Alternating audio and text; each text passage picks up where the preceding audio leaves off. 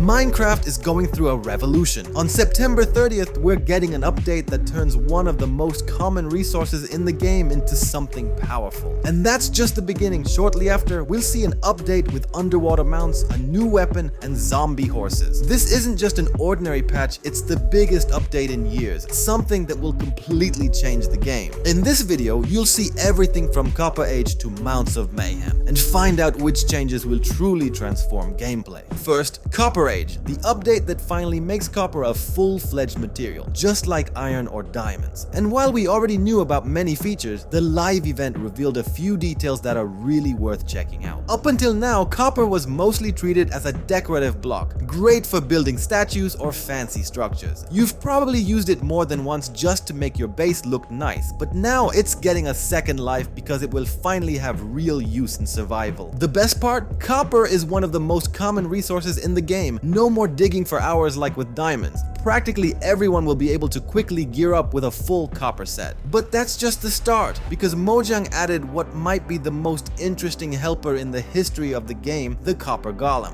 The developers called it the cutest mob in Minecraft, and it's hard to disagree. Imagine instead of sorting your chest by hand, a small clicking robot with glowing eyes does it for you. Instead of another base defender, you're getting a tiny helper. That's right, instead of digging through hundreds of items, you just dump everything into a copper chest and the golem organizes it all. No more mess, no more "where's that one block of stone?" On top of that, it looks hilarious. Its limbs clank around, its head keeps turning, and the glowing eyes make it look like a little cartoon robot. Even the sounds it makes are somewhere between metallic clicks and a battery-powered toy. It's a mob that truly brings your base to life, both literally and figuratively. And the best part is still ahead, because over time this golem starts to rust. Yes, this little copper companion won't stay the same forever. As time passes, its body begins to develop a green patina, first just lightly, then more and more, until it eventually freezes completely and turns into a statue. And now here's the genius twist from Mojang. Copper Golem statues aren't just decorations. Depending on the pose in which it freezes, they can send out different redstone signals. Imagine having a vault in your base that only opens if the golem froze mid-run, or doors that only work if it's standing straight. It sounds like a spy movie security system, but in Minecraft. And what if you don't want your golem to just stand there like a statue? No worries. You can simply clean it and it comes back to life, jumping around and sorting items again. Kind of like polishing an old copper candlestick, except this time you're reviving your little helper. So the question is, will you leave it as a statue or will you keep scrubbing it back to life? But Copper Age isn't only about copper and the golem. The game is also getting a brand new block, the shelf, and honestly, at first glance it looks pretty ordinary. But as is often the case in Minecraft, the devil's in the details. First of all, the shelf lets you display items just like an item frame, so you can show off your favorite sword or block. But the real revolution starts when you connect it to redstone. For the very first time in Minecraft history, we're getting the ability to switch out an entire hotbar with a single click. Imagine building an underwater base and you need to swap your tools fast. Boom! The shelf gets it done. It's something players have been asking for forever, and now it's finally real.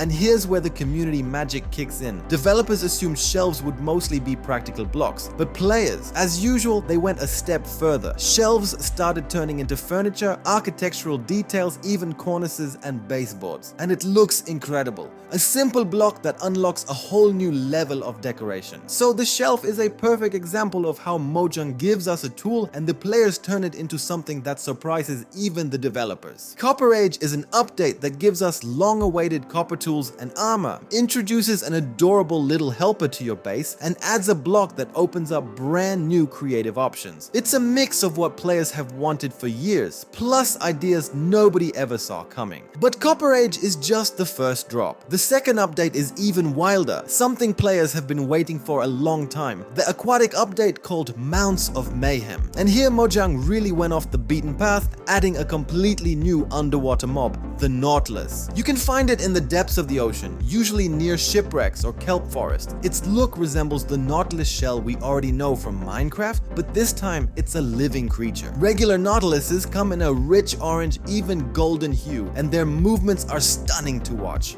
They move with tentacles, dart around with sharp turns, and they're kind of like a happy ghast of the sea. The best part is, you can actually tame a Nautilus. All it takes is feeding it some pufferfish, then putting a saddle on. From that moment, you can ride it just like the happy ghast, steering in the direction your camera is facing. On top of that, the Nautilus can sprint underwater, which looks incredible, and even leap out of the water like a dolphin. Just be careful not to do it too close to land because the landing can be painful. Of course, if you can tame it, you can also breed it. Feeding 2 Nautiluses with pufferfish gives you little Nautilus babies. It actually makes sense since pufferfish were already used for brewing underwater breathing potions. Riding a Nautilus also grants a special effect, Nautilus breath. In practice, that means your oxygen bar freezes, letting you safely explore underwater worlds, build bases, or just swim around without worrying about running out of air. Plus, you can equip your Nautilus with armor, from copper, iron, and gold to diamond, and even netherite. Each armor type has its own color and layers, so you can really customize the look of your aquatic companion. But don't think every Nautilus is friendly. There's also a darker variant, the zombie Nautilus. They're green and worse. They often spawn with a drowned riding on their back. That's a real nightmare. Imagine a Nautilus charging at you with a drowned throwing tridents from the saddle, a deadly combo that's really tough to deal with.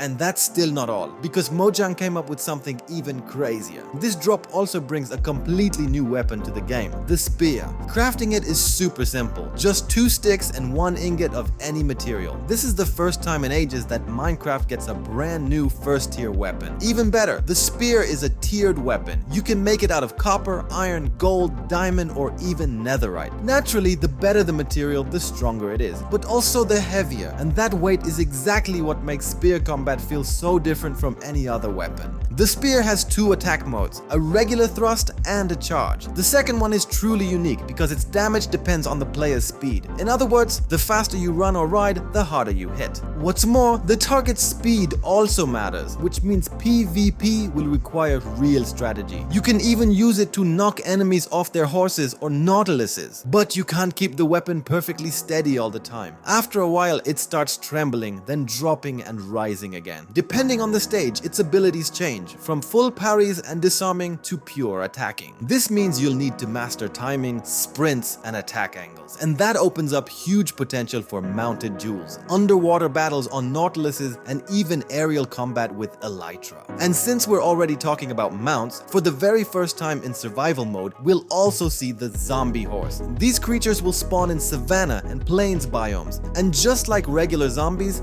they don't like the sun. On their own, they're not hostile, but they often spawn with a zombie rider armed with a spear. And that's when things get really dangerous. The devs jokingly call it zombie squared, and honestly, that sounds about right. 2 drops, dozens of new features, and a completely new gameplay dynamic. Copper Age and Mounts of Mayhem are something we've never seen before in Minecraft. And now the question is, which drop do you think will change the game more? Let me know in the comments, and don't forget to subscribe because snapshots and betas are just around the corner, and you definitely don't want to miss them.